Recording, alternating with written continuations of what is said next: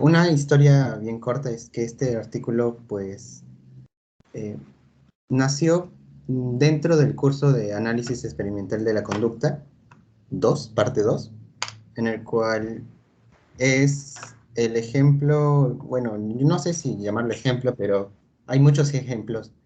Es un producto más porque hay muchos compañeros que ustedes también conocen que han realizado su artículo y también lo pueden leer. Eh, la mayoría de estos artículos está basado en una teoría conductual o interconductual.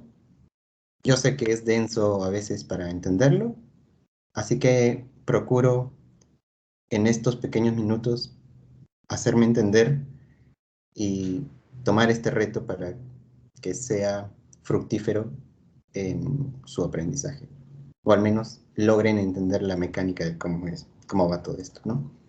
Este artículo al principio originalmente fue diseñado por eh, Víctor Hugo Paredes, que también conocen, a Jackie Alfaro y a Rubén Galván, y bueno, mi persona, ¿no? Posteriormente, en el artículo ya publicado, solamente se quedó con los primeros dos, pero quiero hacer un agradecimiento a todos ellos porque ellos nos ayudaron bastante en la recopilación de datos. Entonces, sin más preámbulo, vamos a comenzar. El artículo se llama Irrupción conductual en una tarea académica a través de una mediación lingüística. Ya. Y bueno, el nombre muy raro que ustedes han podido leer, que era irrupción conductual. ¿Qué es eso? Nunca lo habían seguro escuchado en las clases, ni tampoco leído. Es que es un término poco usual y que se propone por primera vez en el libro de Cantor y Smith, La ciencia de la psicología, un estudio interconductual. Un libro que recomiendo mucho porque distingue muy bien el objeto de estudio de la psicología, de la biología, de las ciencias sociales. Aquí propone en uno de estos capítulos lo que es la irrupción conductual. La irrupción conductual vendría a ser como interacciones emocionales para Cantor, ¿no? Se refiere a un cese temporal como a un stop, por eso es irrupción. Irrupción significa como, uy, ¿qué pasó? Stop, del comportamiento psicológico.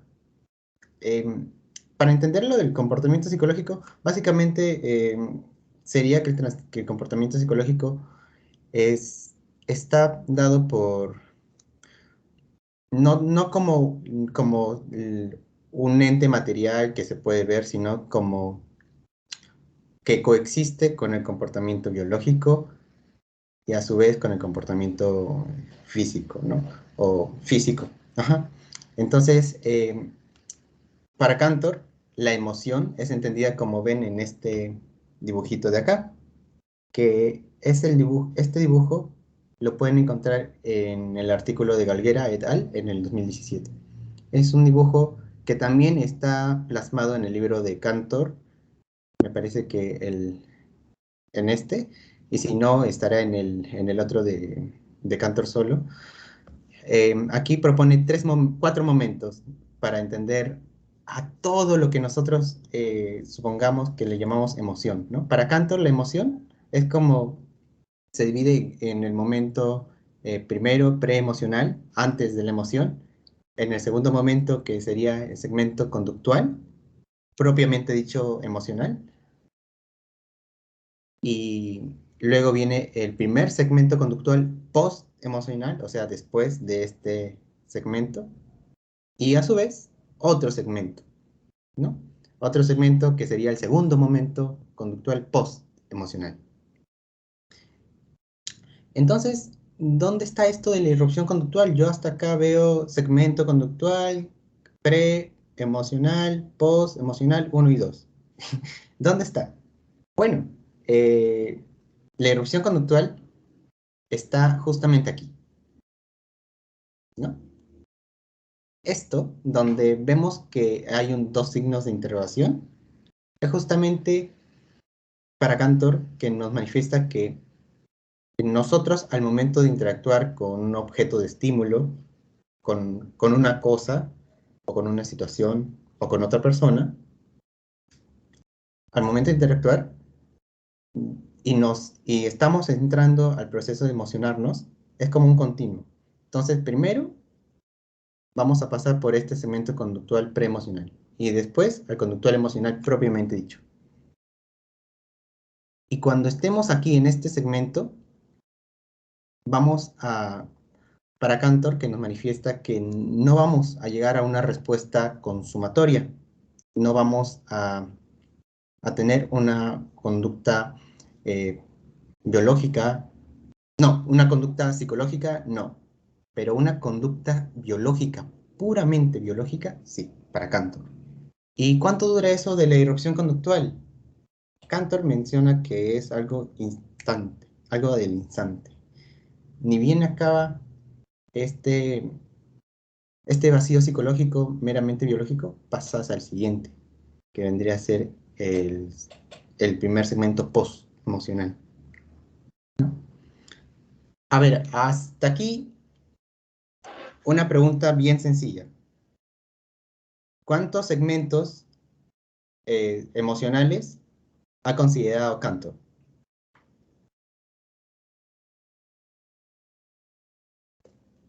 La primera persona que veo aquí es Kelly.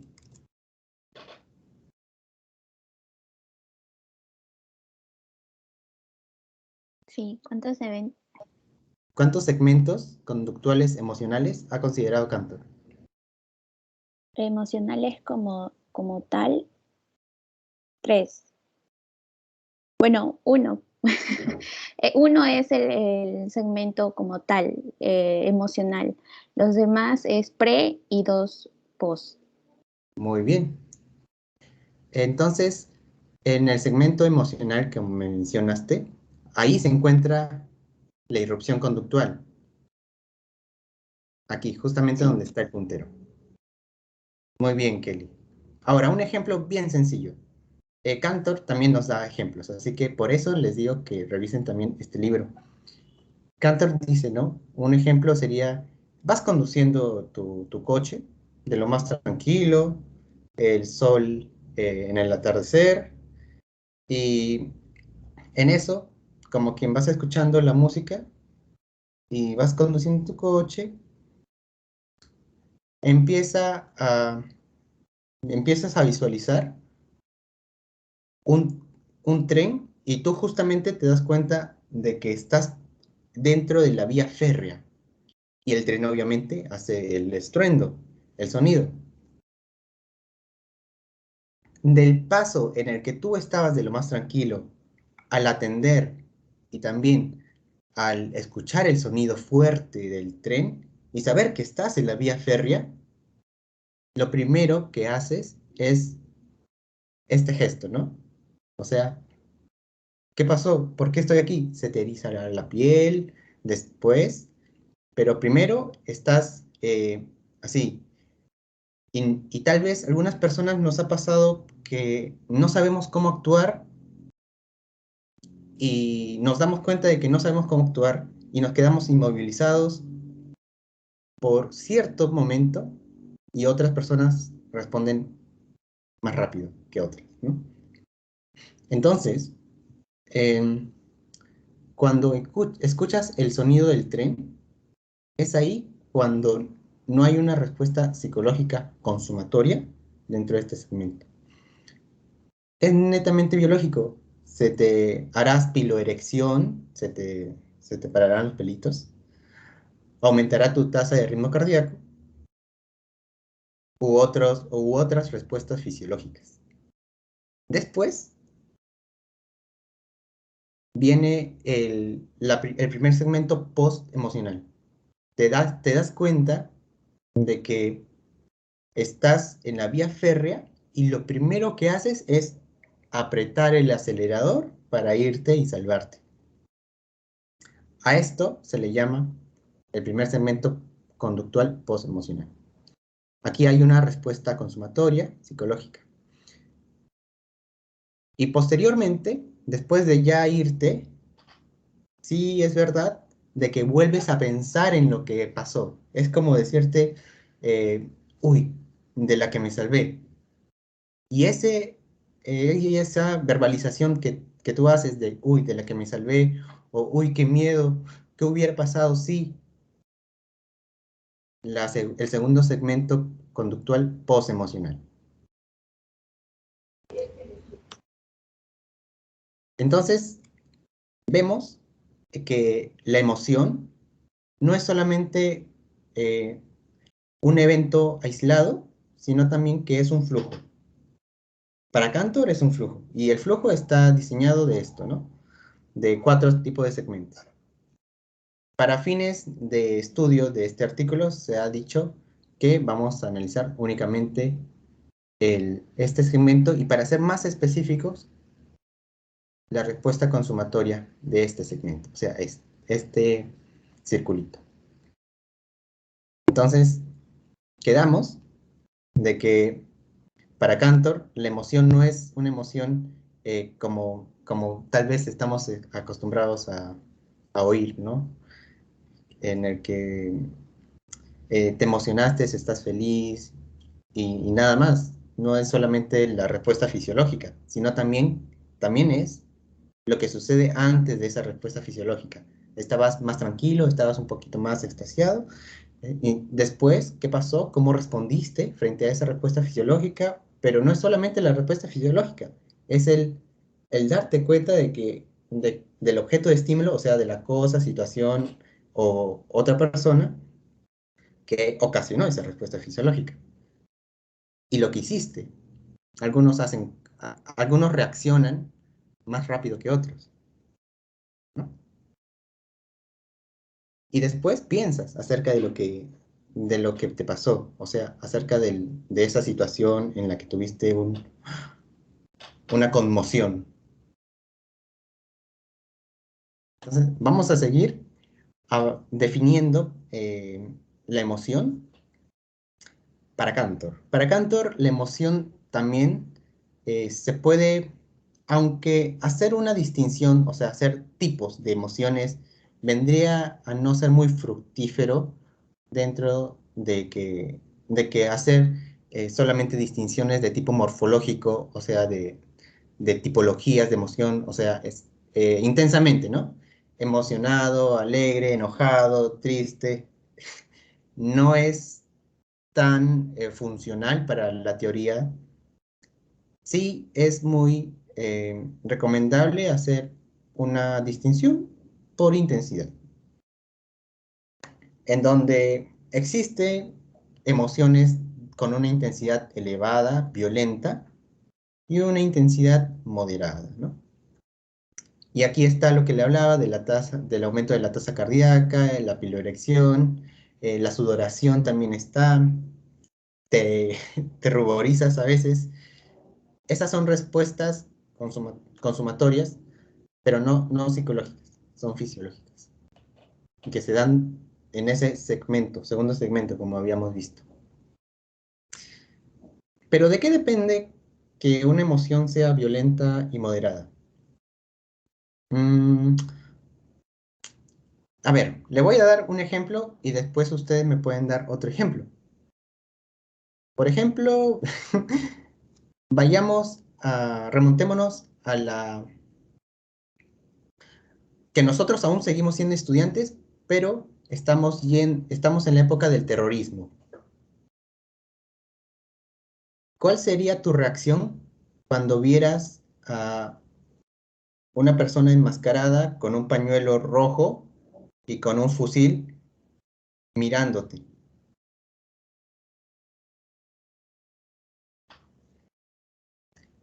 Los escucho. A ver, ¿cuál sería tu reacción? ¿Cómo te sentirías? A ver, voy a preguntar ahora a Richard.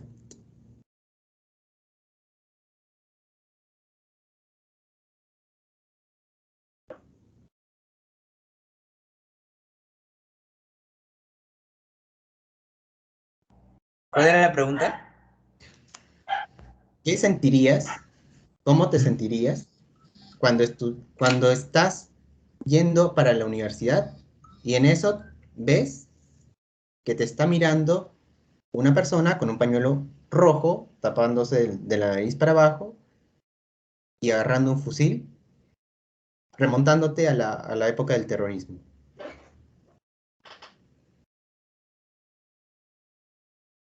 ¿Qué sentirías?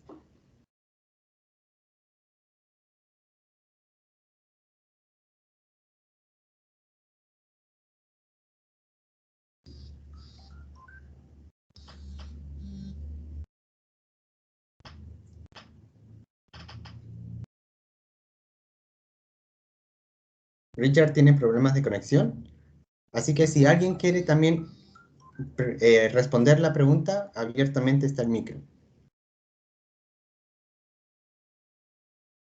Adrián, en el chat también están comentando paralizada. Por ejemplo, en mi caso también me sentiría paralizada. Ajá, el sentirse paralizado, por ahí también leí cerrar puño fuerte, ya. Entonces, pero esta sensación de paralización no es la misma. ¿Ustedes creen que es la misma paralización cuando el profesor le da su nota baja? ¿Es la misma o es diferente?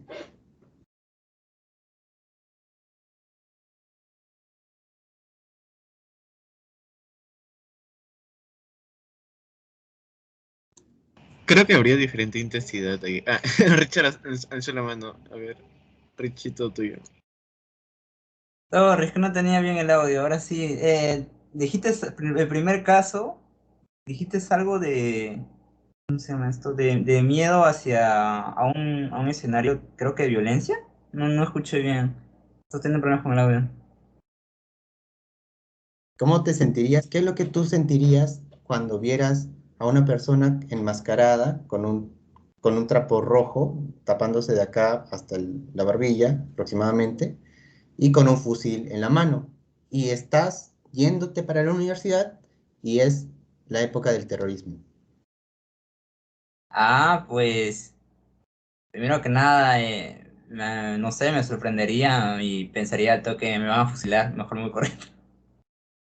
O me voy corriendo, pero me lo quedo viendo, ¿no? O sea, no es como porque cuando uno normalmente corre, da la espalda, queda mal. O sea, te van por la espalda, ¿no? Ya no lo pienso. Y pues en cuanto a lo otro es diferente, ¿no? Porque uno es uno que puedes correr peligro de tu vida y es como que una intensidad de la emoción, ¿no? Es distinta a la que es un límite racional de la otra manera, ¿no? Según se dice, ¿no? Porque el otro, tu vida no está corriendo peligro por una nota. O sea, es diferente, diferentes funciones. Sí, cada persona va a sentir cosas distintas de acuerdo al contacto que tuvo a través de su historia personal. Cantor le llama historia interconductual. Biografía de respuesta o evolución del estímulo. Entonces, para algunas personas que, como nosotros, que somos estudiantes y que no estamos tan adecuados a ver personas con fusiles, y mucho menos con tapabocas rojos, va a ser una emoción violenta, una paralización o una conmoción violenta en intensidad, a comparación tal vez de un experimentado general del ejército que ya tiene años combatiendo el terrorismo, o igualmente las personas, el personal del ejército que actualmente va al BRAEM. Ellos están más entrenados frente a estas situaciones. Y podría ser, y recalco el podría ser, de que la situación violenta que antes fue violenta, ahora no se va siendo violenta y ahora se va siendo moderada. Pero tal vez para un sargento es más violento que su comandante lo encuentre siguiendo durmiendo pasado las 7 de la mañana, teniendo en cuenta que a las 6 de la mañana se levantan y todos deberían de estar despiertos. Tal vez llevaría una emoción más violenta esa situación que la de enfrentarse a uno o de escuchar disparos, porque están más entrenados dependiendo a su propia historia del individuo. Entonces, a priori, o sea, antes, no podremos juzgar si una emoción va a ser violenta o moderada. Siempre debemos de saber cuál es la persona a analizar esta emoción para Cantor, ¿no? Y esta emoción, cómo se está relacionando con el otro objeto de estímulo, o sea, con la otra cosa, objeto, situación, persona o animal. Hay personas que de primeras le da el susto de una emoción violenta ver un Rottweiler, ¿no? Hay personas que también al ver una rata le da una emoción violenta, pero nosotros, al menos la mayoría de nosotros, creo que no nos da esa emoción, aunque también podría darse, ¿no? Entonces, vemos, ¿no? Que no es que hay un objeto en particular que sí va a ser, que sí va a ocasionar o evocar o emocionar una intensidad violenta, ni tampoco moderada. Bien, espero que se haya entendido. Ahora, vayamos con la mediación lingüística. ¿Qué es eso de mediación lingüística? Bueno, yo sí sé de que por lingüística sí lo pueden inferir un poco, ¿no? Pero mediación, lo hemos escuchado en psicología educativa, el profesor Oca lo menciona, que el profesor es un mediador del aprendizaje, pero ¿a qué hacemos referencia con mediación lingüística? Al menos en el experimento, la mediación lingüística lo vamos a entender como el informe que cada estudiante va a interactuar con el discurso, con este discurso lingüístico. Va a interactuar con este discurso lingüístico, pero no para entenderlo.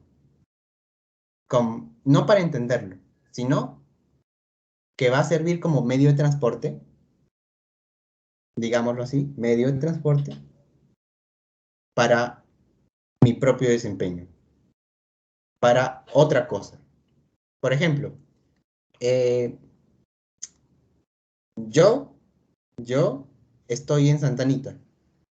Tomo un medio para ir a la universidad, Callao.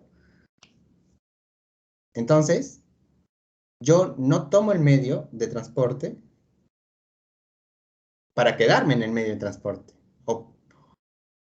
Sí, yo no tomo el medio de transporte para ver cómo está el autobús o tal cosa. Yo quiero que me transporte a otro lugar, ¿no? Supongámoslo así. Entonces, lo mismo va a pasar. La persona va a utilizar el discurso lingüístico, pero como un medio, como una mediación. Y por eso se le dice mediación lingüística. Utiliza el lenguaje del profesor, en este caso es un profesor, que le va a decir A o B o C, pero no va, pero este A, B o C no le va a servir para quedarse en ese A, B o C, allá A, allá B, allá C, sino que con esa A vuelve a la situación en la que estuvo relacionada. Entonces va a ser como, vamos a hacer ustedes sí están utilizando, sí ven este lenguaje, o sea, en el que estamos hablando ahorita, estamos dando entre un discurso, se podría decir, lingüístico, en el cual a medida que yo voy hablando, ustedes van a entrar en contacto con aquello de que ustedes ya han tenido previamente concepciones. Por ejemplo, si yo digo vaca, ustedes automáticamente van a saber cómo es una vaca. Si yo digo torta, ustedes van a saber cómo es más o menos la imagen de una torta. Entonces, el lenguaje va a servir para entrelazar lo que ustedes han entrado en contacto anteriormente. Y de misma forma va a suceder en este experimento. Lo vamos a emplear dentro de, pongámosle, un examen. Ya, más adelante va a estar. Pero desde ya, el lenguaje cumple un papel muy fundamental. Porque sin esta mediación lingüística no podría hacer referencia a lo que ya antes tuvo. Tú le puedes decir a un niño de 5 años, imagínate un Australopithecus. El niño no sabe porque no entró en contacto con la imagen de un Australopithecus. O en qué año estuvo el Australopithecus. Entonces, ahí más o menos creo que se va entendiendo. Se llama precurrentes. Sistemas precurrentes. Precurrente sería el objeto de estímulo ya antes tenido contacto, ¿no? Entonces, ¿cuáles son tus precurrentes? Ah, ya. Mis precurrentes son que yo ya he llevado, por ejemplo, psicología general, ya he llevado ASE, ya he llevado evaluación y diagnóstico 1. Entonces, eso, o sea, si me preguntan sobre eso, ven el sílabo y me preguntan sobre eso, se supone que yo ya he entrado en contacto con eso, en un mundo ideal. Sabemos que a veces no se toma el sílabo al 100%, pero en un mundo ideal. Entonces, ya espero no poder aburrirlos. Me avisan, entonces creo que podemos avanzar para ya no se duerman. No se duerman. Los objetivos de este artículo, ahora sí vamos a entrar de lleno de qué trata esto, ¿no? De este experimento. El objetivo general fue evaluar el efecto de la irrupción, o sea, ¿se recuerdan dónde estaba, en qué segmento conductual estaba la irrupción conductual? ¿En el primero, en el segundo, en el tercero, en el cuarto? A ver, En el Zaida. segundo. Muy bien, Kelly. A ver, ¿alguien más tiene una opinión distinta? Levanten la mano a todos los que dicen segundo. Vilma dice segundo, muy bien Vilma. Zaida dice segundo, muy bien. Milagros también dice segundo. Va, gracias por su participación. Camila también dice segundo. Muchas gracias, chicas. Entonces, tenían mucha razón. Era en el segundo. El flujo conductual es la suma 1, 2, 3, 4 sobre el desempeño en una tarea académica. O sea, desempeño es cómo te va. En una tarea académica ya lo vamos a ver de qué fue esta tarea académica, qué le preguntamos. Es como, yo le decía, es como un examen, para que me entiendan, ¿no? Pero el término correcto sería tarea académica. En un estudiante universitario de la carrera de psicología. Sí, fueron nuestros compañeros de nuestra misma base a las que hicimos este experimento. En el año 2020. No, 2021. Inicios específicos. Evaluar el efecto de la mediación lingüística. La mediación lingüística entendida como ya lo mencioné, el medio que va a hacer entender o entrar en contacto con una precurrente favorable sobre su desempeño. ¿Y cuál sería la precurrente? Ahí está. El desempeño. El desempeño en una tarea académica. Primero, los estudiantes, aunque ya lo vamos a ver en el método. Así que lo vamos a dejar así, con la nomenclatura, todo leído, y después vamos a entenderlo más. Pero a partir de ahora les digo que va a haber una tarea académica, un examen, en el cual primero se va a hacer un examen, después le van a decir A, B o C, y el A, B o C va a servir para entrar en contacto, o sea, para nuevamente visualizar su examen, y después van a hacer nuevamente el examen. Y obviamente la mediación lingüística, o sea, lo que le van a decir para que entre en contacto, ese A, ese B o ese C va a ser favorable, va a ser desfavorable, o no va a haber nada que le digan. Y no solamente sobre el desempeño, o sea, sobre el número de aciertos, sino sobre el tiempo en el que se demora. También para los favorables, para los desfavorables.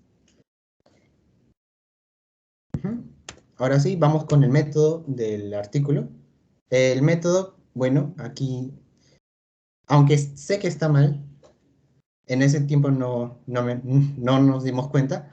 No es un diseño experimental tipo ABA, porque no hicimos una línea base de control, ni tampoco hicimos, bueno, hicimos un pre-test y un post-test. No hicimos reversión. Recuerden que este tipo de diseño es para reversión, ¿no? Es como prender y apagar un interruptor. Pero en este caso fue un pre y un post-test, en el cual consistía de una prueba inicial, luego se entregó el discurso del profesor, la mediación lingüística, sea favorable o desfavorable, y después hicieron la misma prueba, y a ver qué diferencias hay entre la antes y entre el después. Bueno, la fase experimental ya la expliqué, básicamente fue la mediación lingüística que tuvieron con el discurso, y la situación experimental fue llevada en una sala de Microsoft Teams como las que estamos hablando ahora. ¿Quiénes fueron los participantes? Fueron 16 estudiantes de la carrera de psicología de nuestra casa de estudios que estaban cursando en ese momento el sexto ciclo. Al finalizar el estudio se recuperaron los datos de 14 participantes. Una participante no pudo completar el post-test, y la otra participante no llegó a la sesión experimental. No llegó a la sesión experimental. Entonces, sí, hubo muerte experimental de 2 participantes. Nos quedamos con 14. El género de los participantes fue tanto de varones como de femenino, que osciló entre de 24 años, aceptamos también dentro de 22 años hasta 26, y la muestra fue no probabilística, y la participación de este estudio fue voluntaria. Ahora, la tarea académica que yo les hacía referencia es, en resumen, esto, ¿no? Imaginemos que ustedes son los docentes o los investigadores y van a realizar una tarea académica en la cual van a ver las dimensiones, o sea, los temas de lo que ya han aprendido los estudiantes anteriormente. Como son de sexto ciclo y utilizan la malla del 2003, entonces es mucho más fácil porque ya sabemos qué es lo que nos preguntan, qué es lo que llevaron. Entonces, lo dividimos en cinco partes. La metodología de la investigación, como segundo, norma Zappa, luego psicología del aprendizaje, construcción de pruebas y psicología general. todas eran respuestas de opción múltiple, y se utilizó el cuestionario Google Forms. Fueron alrededor de 21 preguntas. Bueno, aquí se muestra la descripción, a qué hace referencia cada ámbito. Y se le presentaba esto, bueno, el Forms, no eso, el Forms, en donde estaban todas las 21 preguntas antes, y luego al día siguiente, no, perdón, fue a la semana siguiente, en donde le tuvimos que decir a los participantes que volvieran a conectarse a la sala de Teams para que nuevamente vieran, en caso de que pertenecieran al grupo experimental, al grupo experimental que se dividió en dos, el grupo experimental, en los que recibieron un discurso favorable y los que recibieron un discurso desfavorable. O sea, le dijeron, la prueba que tú tomaste es favorable. La prueba que tú tomaste fue la mejor de todos los participantes en comparación con otros estudiantes del estudio de tal, de fulano. O sea, su puntuación, haciendo referencia a esa misma persona. No muchos, no 3, no 4, sino esa misma persona. Y lo otro, la mediación desfavorable, fue la de viendo que ha sacado el puntaje un poco más debajo en comparación al promedio, es necesario que vuelvas a hacer la prueba, y por eso lo justificamos. Pero para el otro, también debían de hacer la prueba. A los dos le tomamos de nuevo el post-test, al igual que en el grupo control. Solamente que aquí le dijimos en el favorable que lo hizo muy bien y que nos gustaría ver nuevamente su progreso. Más bien en el otro fue, lo hiciste no tan bien, por favor, te pedimos de que vuelvas a realizar la tarea académica. Y fue una experiencia, bueno, un poco también difícil, porque no somos actores, en especial el profesor que nos ayudó, pero sí le daba un poco más de seriedad el tener a un docente de verdad, o sea, que trabajaba para la UNFB como parte del estudio. Bien, entonces aquí básicamente está también lo que ya les explicaba antes, ¿no? Aquí lo vemos también. El grupo éxito es el GE, el grupo fracaso es el GF y el grupo control es el GC. Hubo un pretest, una preprueba, una prueba inicial, es decir, se le presentaba la tarea académica, las preguntas, y todos lo resolvían. Todavía no había ninguna distinción. Luego le pasamos el video en el que el profesor le decía, tú te has sacado la nota más alta en comparación con otros estudios, haciéndole sentir bien. Y haciéndole ver el éxito, ¿no? De su efectividad. Mientras que en el otro era el grupo fracaso, en el cual le decían que en comparación con otros participantes fue no tan favorable.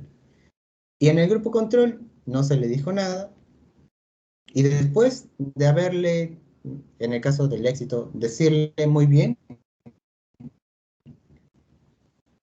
en el grupo fracaso decirle, no se le dijo nada, inmediatamente se le pasó la prueba.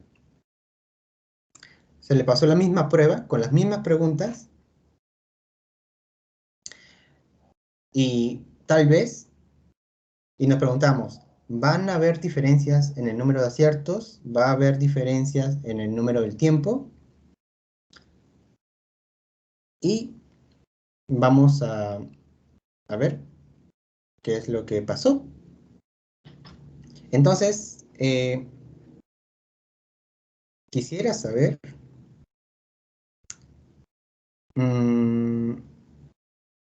¿Quién quiere participar? Va a ser una pregunta bien sencilla con respecto a esto. La pregunta es, para que se animen, ¿cuándo se le entregaba un video al grupo experimental, que puede ser el grupo éxito o fracaso, o el grupo control?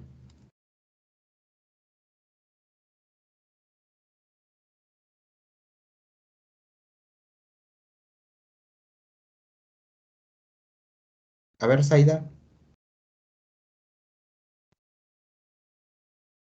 ¿cuándo se le entregaba el video? ¿Al grupo experimental, que era el grupo éxito y fracaso, o al grupo control?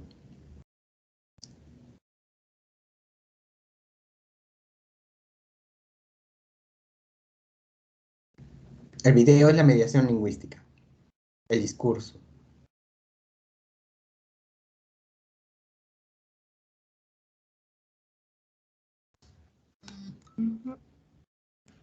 En el grupo de éxito experimental, menciona Milagros. Ajá, sí. En el grupo éxito y grupo fracaso, ¿no? El grupo experimental es aquel grupo en el que tú le vas a dar una variable independiente. Entonces, podríamos decir que nuestra variable independiente fue el discurso, la grabación, lo que dijo el profesor acerca de su propio desempeño, ¿no?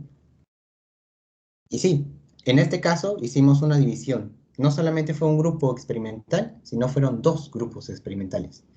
Y como ves ahí en el apellido, ¿no? Lo pueden identificar todos. Grupo experimental éxito, GE, grupo experimental fracaso, GF. Vamos con los resultados. ¿Qué es lo que encontramos después de ya aplicar todo el experimento? Primero para ver el desempeño de los estudiantes, aquí vemos al que recibió, este es el pretest, o sea, la tarea académica antes, y esta es la tarea académica después. Negro es antes, gris es después.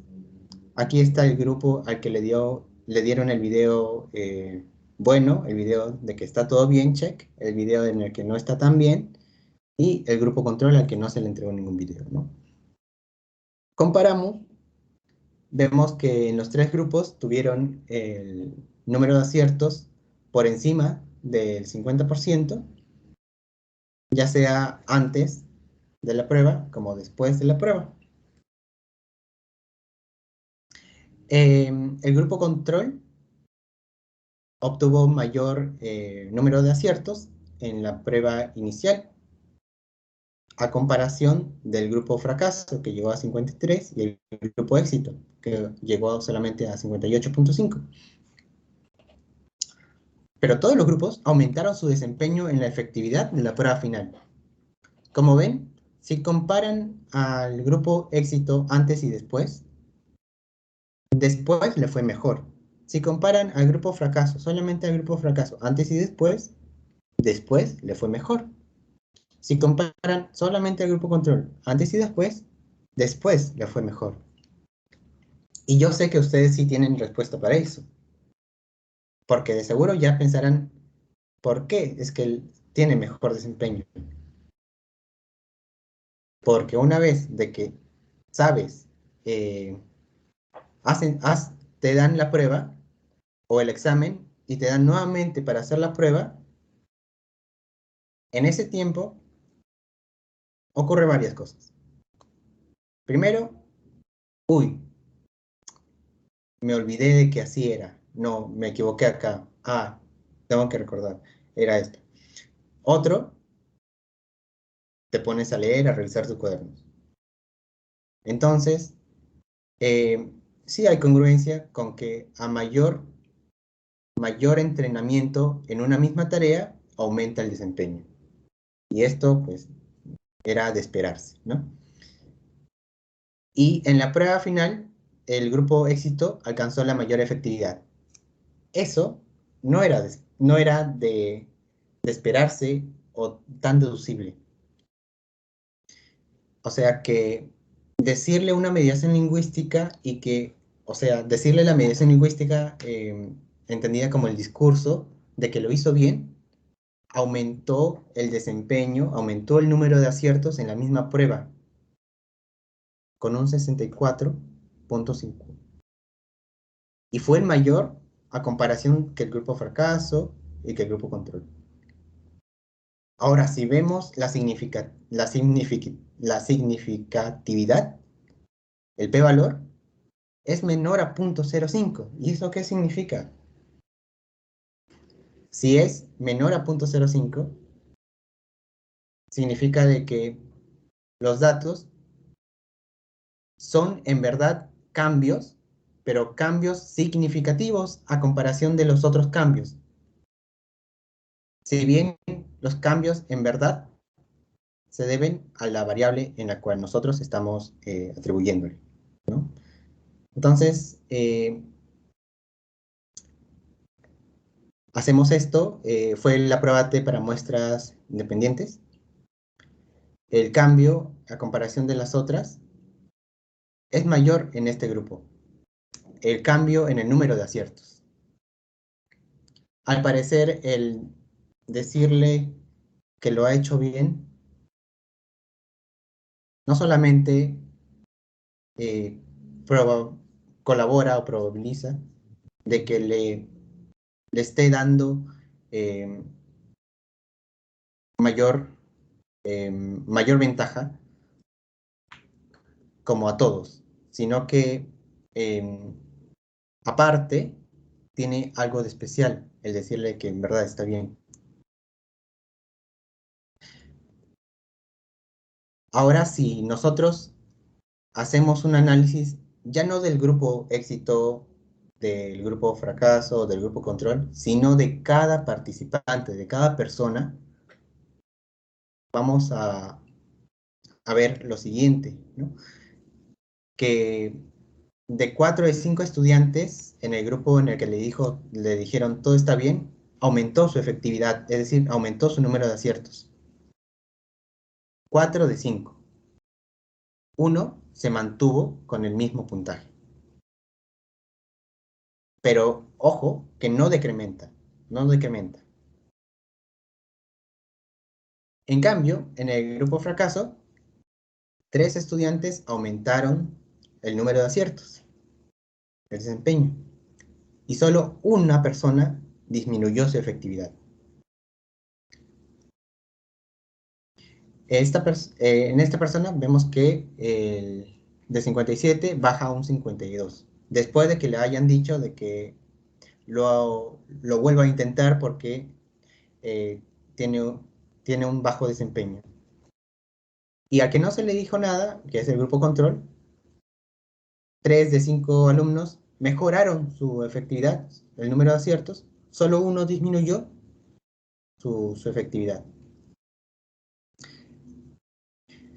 El grupo fracaso se vio en menor desventaja porque hubo muerte experimental, como ya también lo había mencionado, dos personas se retiraron del estudio, así que lamentablemente no hay como una homogeneidad entre todos los grupos. Pero aún así se ve que el único grupo en el que no decrementa, en el que no baja de su performance, es en el grupo de éxito. Los demás, al menos una persona, sí decrementa. Y ahora vamos a ver ya vimos el desempeño, el número de aciertos, pero ahora, ¿qué vamos a encontrar con el tiempo? ¿Se demoran más? ¿Se demoran menos? En cuanto al tiempo, los 3 grupos disminuyen su tiempo promedio, ¿no? Aquí estamos analizando al grupo, ¿no? Entonces, vemos que también se ha facilitado la tarea, porque cuando una tarea es más fácil te demoras menos. Y como son las mismas preguntas, esto ya lo sé, o lo marco igual, no hay tanto problema, ¿no? Y eso era de esperarse también. También vimos que en el grupo éxito se disminuye en un 22.69% el tiempo promedio. Aquí vemos el tiempo tomado en segundos. No, en minutos. No, sí, en segundos, sorry. Entonces, aquí en el grupo de éxito disminuye 22.69, aquí disminuye 17.83, y en el que más disminuye es en el grupo control. Y entonces, claro, uno se preguntaría por qué es que disminuye más en el grupo control que en los otros dos grupos. Y esto es fácil de, tal vez, de intuir, o no tan fácil, pero al menos la explicación que nosotros le damos es que porque cuando una persona no te dice cómo fue que lo hiciste, no tienes nada que pensar. Más bien, cuando te dicen cómo lo hiciste, sí hay algo en que pensar. Entonces, acabas más rápido. Sí, acabas más rápido. Porque ya no estás entrando en contacto con tu propio desempeño. Lo marcas, tal vez lo marcas igual. Lo marcas igual, algo por ahí varía, pero en mayoría todo es igual. Entonces la pregunta sería, ¿existe correlación entre el desempeño efectivo y el tiempo de ejecución? Es decir, ¿existe relación entre el número de aciertos y el tiempo que te demoras haciendo tu tarea?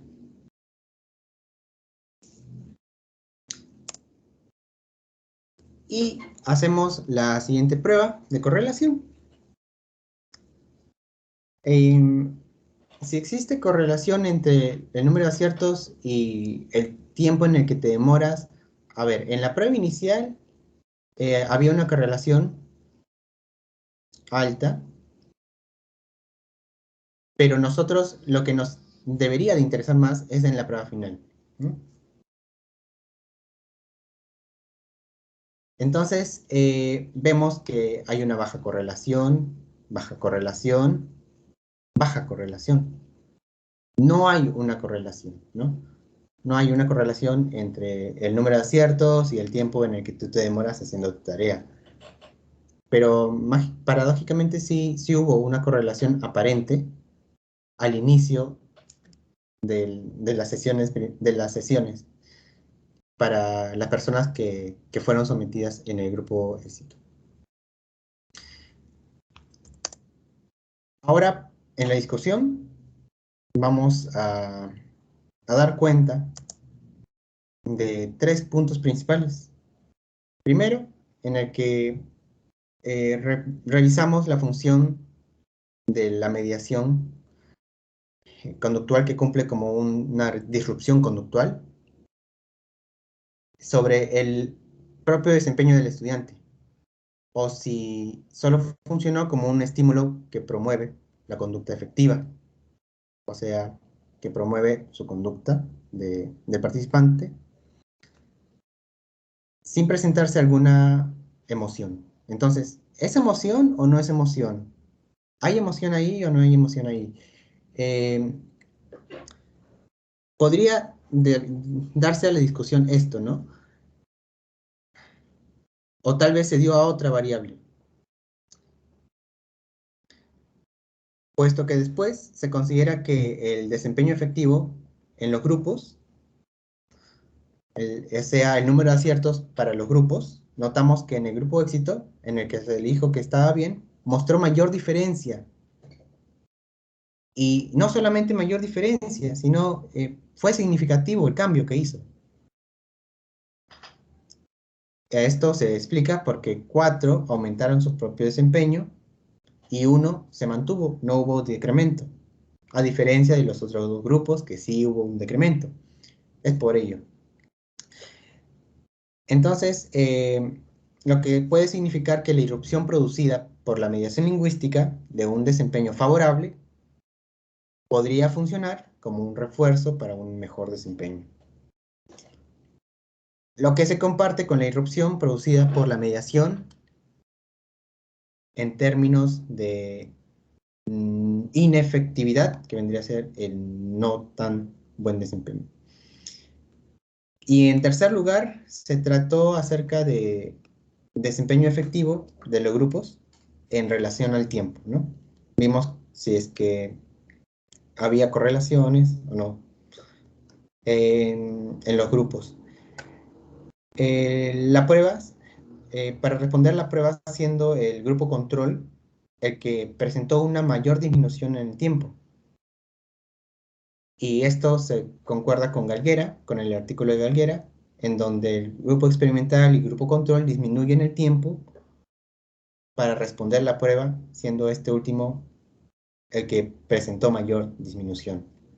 Entonces, al menos entre los cambios de tiempo, de disminución de tiempo, comparado con otros trabajos, el grupo control sigue siendo disminuyendo el tiempo.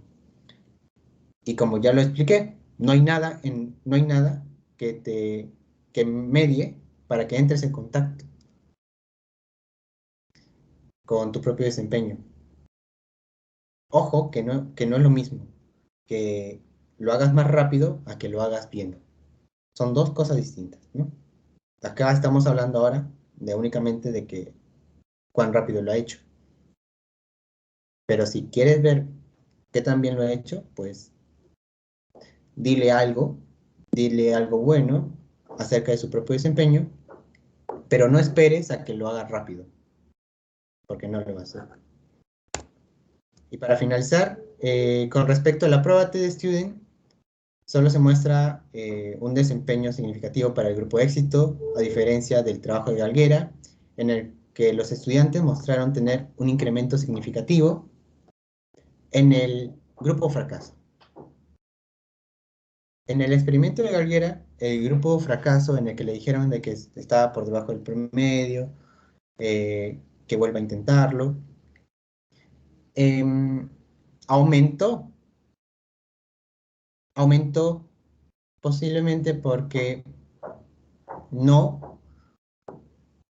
ya no respondían como antes.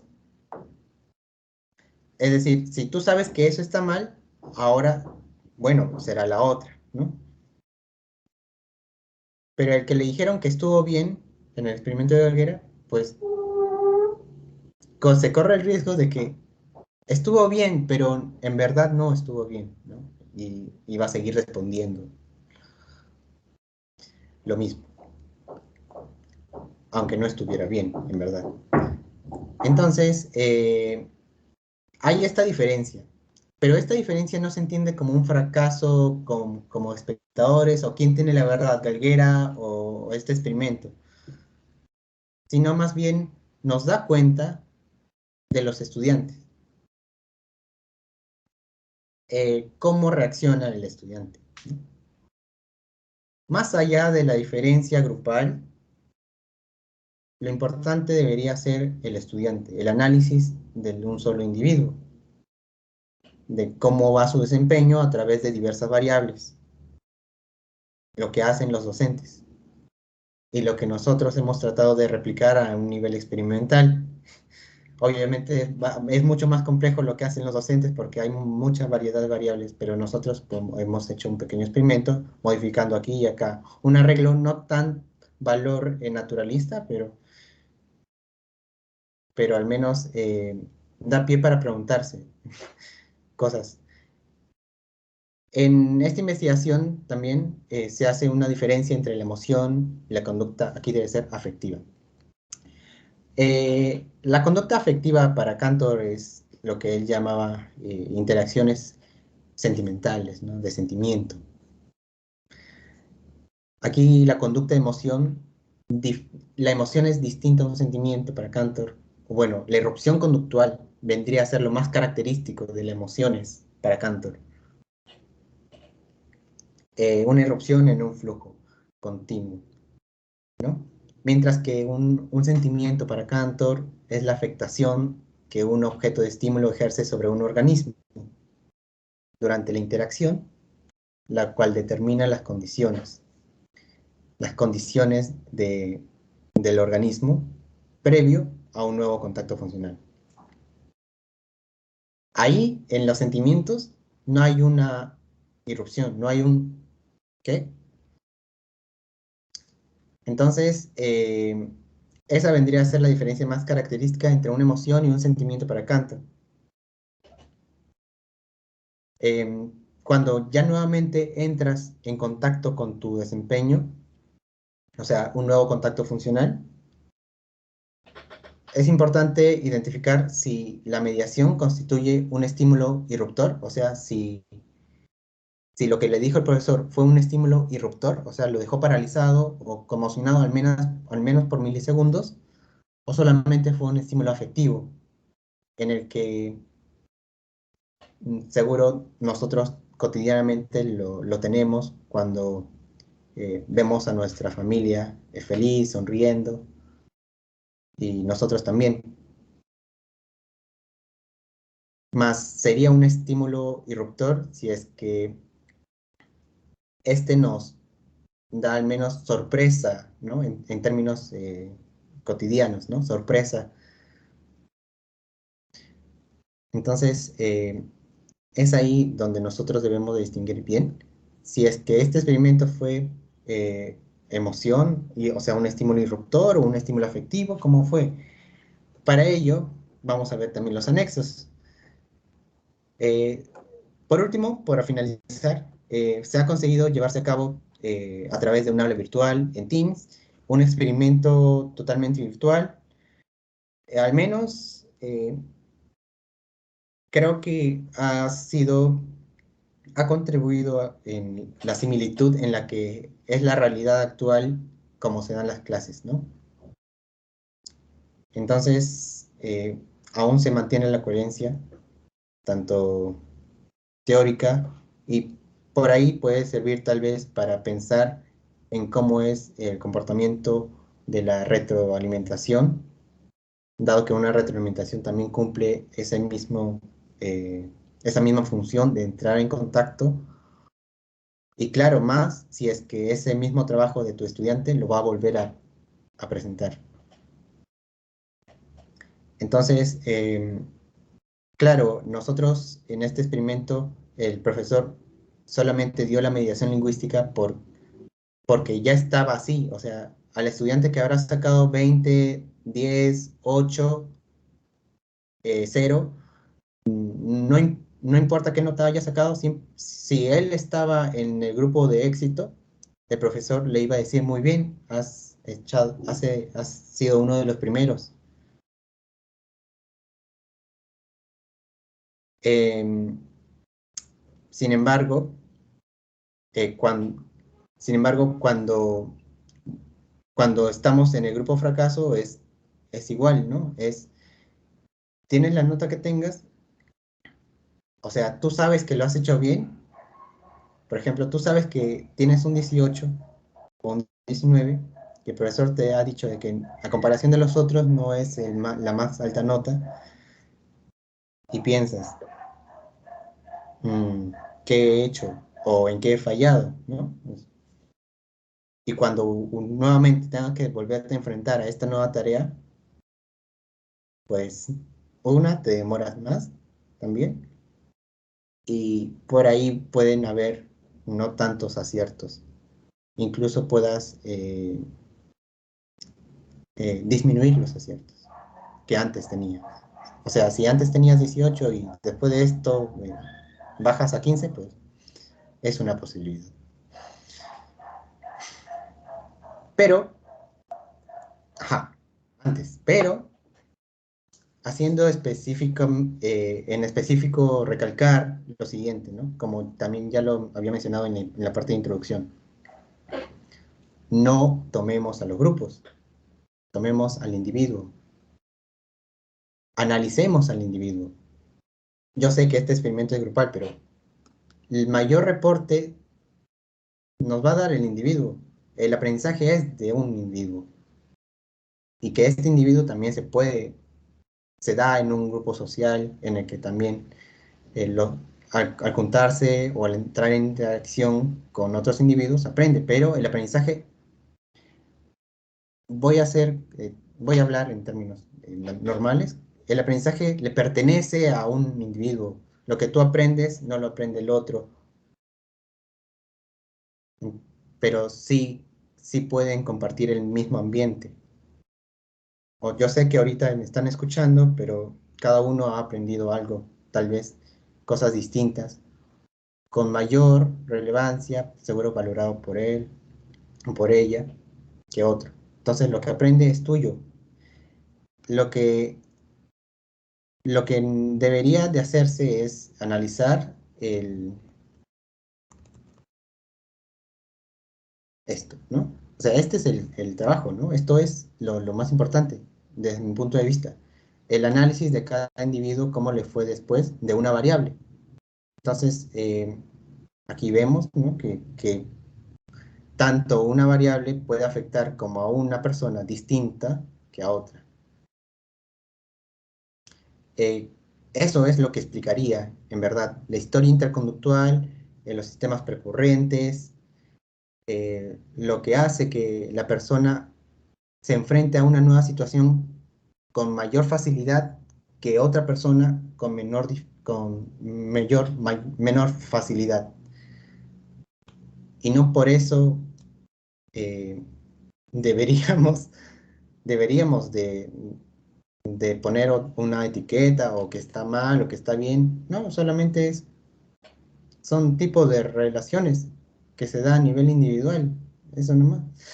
Entonces, ya para culminar, espero que se hayan llevado al menos la idea de cómo es que se entiende, o al menos una moraleja o un mensaje.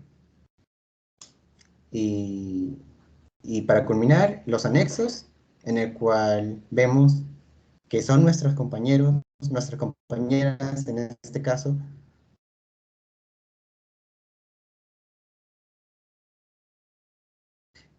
Aquí vemos en el que recibió una mediación lingüística favorable, el grupo fracaso y el grupo control. Esto un análisis más cualitativo, ¿no? Estás muy bien, lo has hecho perfecto. Ahí todo sonriente y feliz. A comparación con los otros, no lo has hecho tan bien, tapándome la boca, ¿qué habré hecho? Y el grupo control en el que no se le dijo nada, pues siguió normal. Y ahora sí, concluimos. Estas son las referencias. Y por último,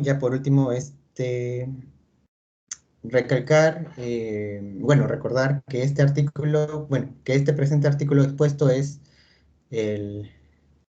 fue una replicación, ¿no? O sea, no es idea que yo me haya diseñado todo el método, sino que también lo ha hecho Galguera, ¿no? Como lo había citado. Y bueno, entonces creo que aunque lo hayamos replicado, hemos tenido resultados distintos.